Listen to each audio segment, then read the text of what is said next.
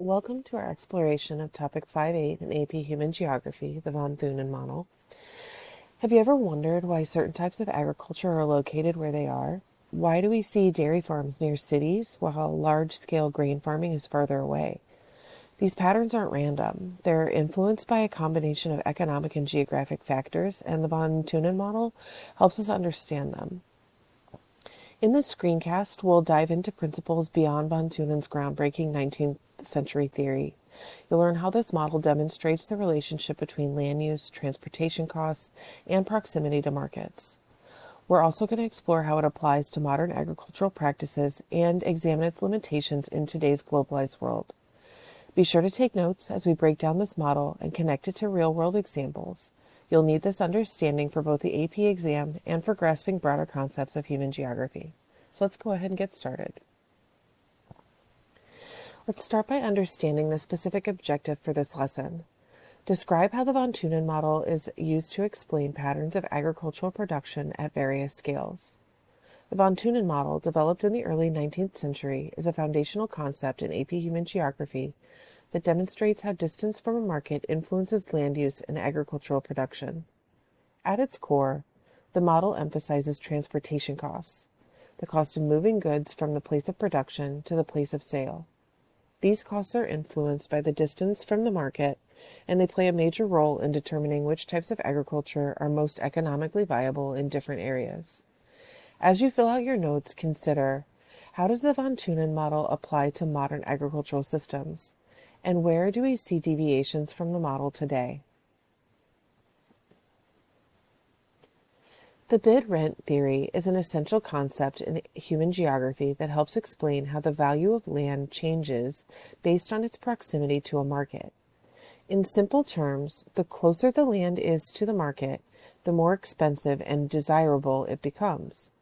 This is because land near the market offers easier access for transportation and quicker delivery of goods, which is especially important for perishable or high-value items. Because land near the market is so expensive, farmers in these areas typically purchase smaller plots of land and engage in intensive farming practices. Intensive farming involves high levels of labor, capital, or inputs per unit of land to maximize productivity and profitability. Examples might include market gardening or dairy farming, where products must be brought to market quickly to avoid spoilage. On the other hand, the land located further from the market is less desirable, and as a result, much cheaper. Farmers in these areas can afford to purchase larger plots of land, allowing them to engage in extensive farming practices. Extensive farming relies on lower inputs of labor or capital per unit of land, and is often associated with crops or livestock that are less perishable and can be transported longer distances without losing value, such as grain farming or ranching. The bid-rent theory ties directly into economic decisions made by farmers. It explains why we see certain types of agricultural practices clustered around urban markets, while others are pushed further out into rural areas. By understanding the relationship between land cost, distance from the market, and farming practices, we can better interpret patterns of land use and agricultural development. The von Thunen model has its roots in the work of Johann Heinrich von Thunen, a 19th century German farmer and economist. Living in northern Germany, von Thunen observed the spatial patterns of farming practices in his community, and he sought to understand the factors influencing agricultural land use. In 1826, he published his groundbreaking work, The Isolated State, in which he introduced a theoretical model explaining how and why different types of agricultural activities are organized around a central market. His analysis was based on the conditions of his time, envisioning an idealized, isolated society with no outside trade, uniform land quality, and a single market at the center. Von Thunen's observations were revolutionary in providing a framework for understanding how factors such as transportation costs and the perishability of goods influence land use decisions. Though developed almost 200 years ago, his ideas remain relevant today as geographers use the model to analyze agricultural production and rural land use patterns. This historical context helps us appreciate the practical and theoretical significance of von Thunen's work in shaping the field of human geography. To understand the von Thunen model and how it explains agricultural land use, it's important to consider the assumptions on which the model is built. These assumptions are key to simplifying the complexities of the real world and creating a theoretical framework that can help explain spatial patterns in farming. First, the model assumes an isotropic plane, meaning that the land is perfectly flat and uniform. There are no variations in the physical environment, such as hills, rivers, or other natural barriers that could influence farming or transportation. This simplification ensures that the distance from the market is the primary factor determining land use. Second, the model assumes there are no barriers to transportation. In this theoretical world, farmers can travel directly to the central market without obstacles like mountains, forests, or political boundaries. Transportation is assumed to be equally accessible and consistent in all directions. Finally, von Thunen envisioned farmers using ox carts to transport their goods to the market. This reflects the historical context of the 19th century when von Thunen developed his ideas. The reliance on ox carts emphasizes the importance of transportation costs and time, as perishable goods and heavy items became more difficult and expensive to transport over long distances. While these assumptions may not reflect the real world, they allow the model to focus on the key economic principle of transportation costs and their influence on agricultural land use patterns. At the heart of the von Thunen model is the idea that transportation costs are directly proportional to the distance from the market. In other words, the further a farmer is from the market, the higher the cost of transporting goods, especially if those goods are bulky or perishable. This principle helps explain why different types of agriculture are located in specific patterns around a central market. Farmers make decisions about what to grow based on two key factors: the perishability of their products and the cost of transporting those products to the market. Highly perishable goods like dairy or fresh vegetables need to be transported quickly to avoid spoilage, making it logical for these farms to be located close to the market. On the other hand, goods that are less perishable or easy to transport over long distances, such as grains or livestock, can be produced further from the market where land is cheaper. This concept emphasizes a spatial perspective, encouraging us to think about the why of where. Why are some types of farming clustered closer to cities while others are found farther away? Von Thunen's model answers these questions by highlighting the economic relationship between distance, transportation costs, and land use. This spatial lens helps us better understand how geography and economics intersect to shape rural landscapes and agricultural practices. At the core of the von Thunen model is the market or urban center, which serves as the focal point for all agricultural activity. The von Thunen assumed that this market existed in an isolated, self-sufficient state, free from any external influences such as trade with neighboring regions or international markets. This simplification allowed him to focus on how farmers in the region would interact with the market based solely on transportation costs and the physical distance between their farms and the urban center. The model also assumes that a commercial agricultural system, meaning farmers operate with the goal of maximizing their profits. Their decisions about what to produce and where to locate their farms are guided by economic considerations, particularly the balance between the cost of land and the cost of transporting goods to the market. Another key assumption is that the market serves as the single destination for all the farmers' harvests. Whether growing crops or raising livestock, all goods are transported to the central market, reinforcing the importance of proximity and transportation costs in shaping agricultural practices. By simplifying the system in this way, von Thunen was able to demonstrate how spatial patterns of farming emerge around an urban center based on rational economic behavior.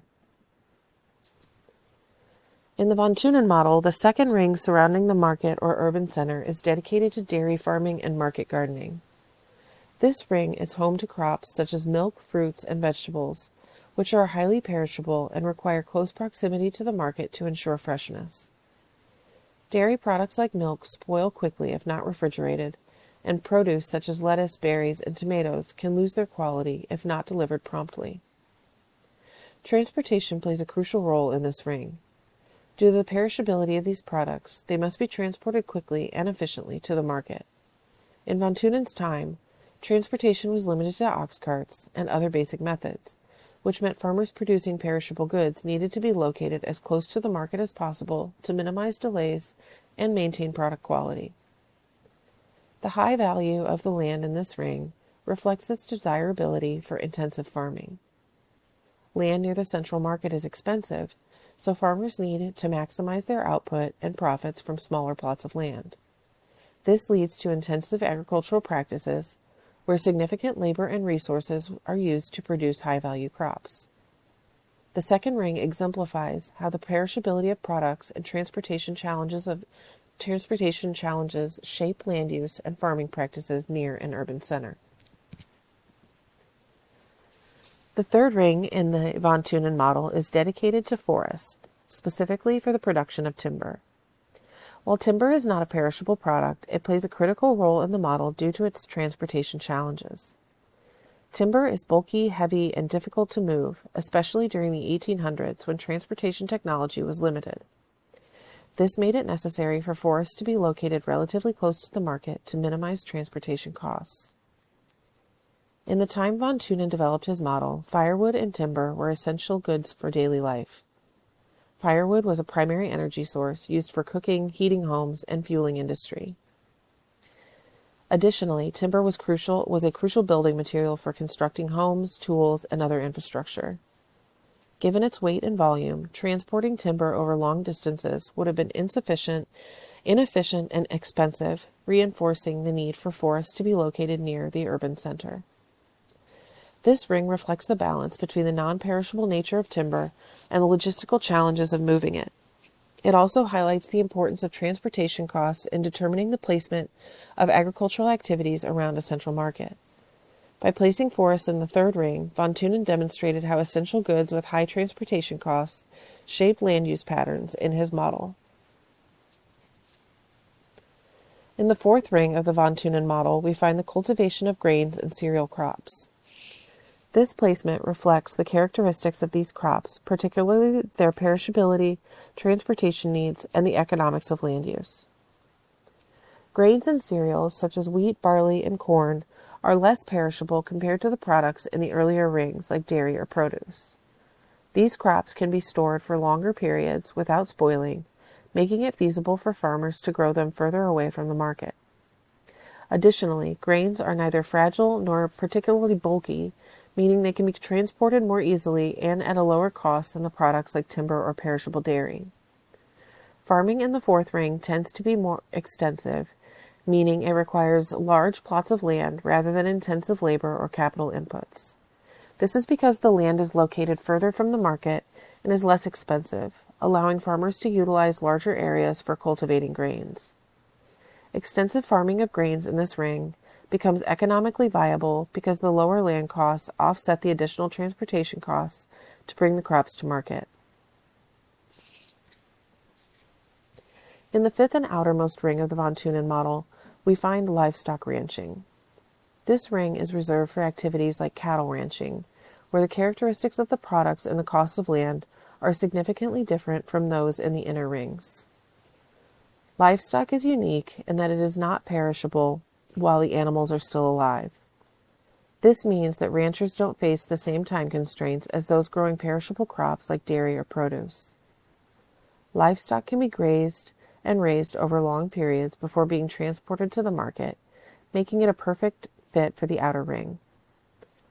Transportation costs are also much lower for livestock compared to other agricultural products. This is because animals, such as cattle and sheep, can simply be walked to the market. While it takes time and effort to herd them, the transportation costs are minimal when compared to the cost of transporting bulky or perishable goods. The land in the fifth ring is less desirable for farming due to its distance from the market, which makes it cheaper. This lower land cost allows ranchers to avoid large areas of land to graze their livestock. Unlike intensive farming, which requires small plots of valuable land near the market, Ranching benefits from the expansive, less expensive land found in the outermost regions of the model. While the von Thunen model provides a valuable framework for understanding rural land use and agricultural patterns in a simplified, isolated context, it has several limitations, particularly when we apply it to the modern world. One major limitation is that the model assumes a single central market for all goods.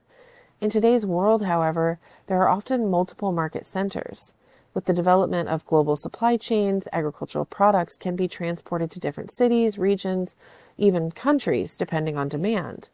This interconnectedness of global trade means that products are no longer restricted to a single local market, as von Thunen envisioned. Food preservation techniques have also revolutionized agriculture and transportation. Today, methods such as refrigeration and canning allow farmers to extend the shelf life of perishable goods like dairy, fruits, and vegetables. This reduces the need for these products to be located immediately next to the market and opens up opportunities for farmers to sell their goods further from urban centers. For example, milk can now be transported over long distances without spoiling thanks to modern refrigeration. Additionally, improvements in transportation infrastructure have made it easier and cheaper to move goods over long distances. The complex networks of roads, railways, ships, and even air routes has dramatically lowered the cost of transporting goods, especially bulky or perishable items. This makes it less critical for farmers to be located directly near markets, as they can now efficiently get their products to consumers no matter the distance. Finally, government policies play an important role in shaping agricultural patterns. Many governments provide subsidies or incentives for certain crops or farming practices, influencing where and what is grown. For example, a government might encourage the growth of certain crops through price supports or tax breaks, affecting the type of farming that occurs in a particular region and potentially contradicting the patterns proposed by von Thunen. Another limitation of the von Thunen model is that it assumes timber, specifically firewood, is a critical resource that needs to be located near urban centers due to its importance for heating, cooking, and building. However, in the modern world, wood is no longer the primary source of heating or building material, especially in developed countries. With the widespread use of fossil fuels like natural gas and electricity for heating, cooking, and even building materials, the demand for firewood has significantly decreased. As a result, forests are no longer located in close proximity to communities as von Thunen's model would predict, because the need for timber near urban areas is not as great as it once was. Additionally, the model assumes that the physical environment is uniform, meaning the isotropic plane, a flat, featureless landscape, is the setting for agricultural activities. However, in reality, physical features such as mountains, rivers, lakes, and other natural barriers can significantly impact the location of agricultural production. These geographical features can disrupt the pattern of concentric rings that von Thunen proposed, as they may make certain areas more or less accessible for farming and transportation. For example, a river might make transportation easier for goods, or a mountain range might restrict land use, forcing farmers to adapt to the terrain, which deviates from the simplicity of the model's assumptions.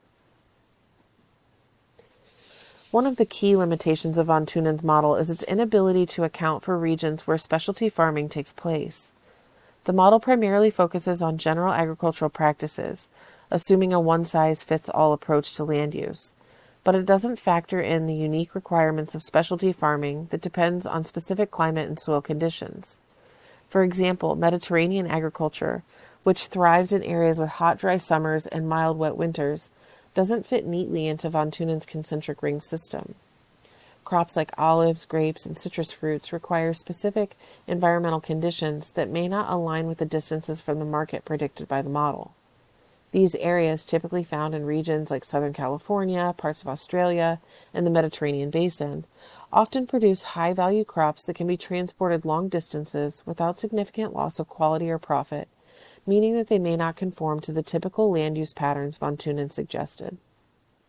Furthermore, the model doesn't take into account the role of climate and soil diversity in shaping agricultural practices. In regions where certain crops are grown due to their adaptation to local environmental factors, the rings of the von Thunen model do not always reflect the true patterns of agricultural activity. Instead, specialized farming areas are determined more by microclimates and specific soil types rather than simply proximity to a central market. For instance, the fertile soils of river valleys or coastal areas that are ideal for certain crops don't always follow the pattern of increasing distance from the market as von Thunen's model suggests. Thus, while von Thunen's model provides useful insights into agricultural land use, its limitations become apparent when considering regions where specialized crops or unique environmental conditions dictate farming practices rather than the traditional market proximity-based structure.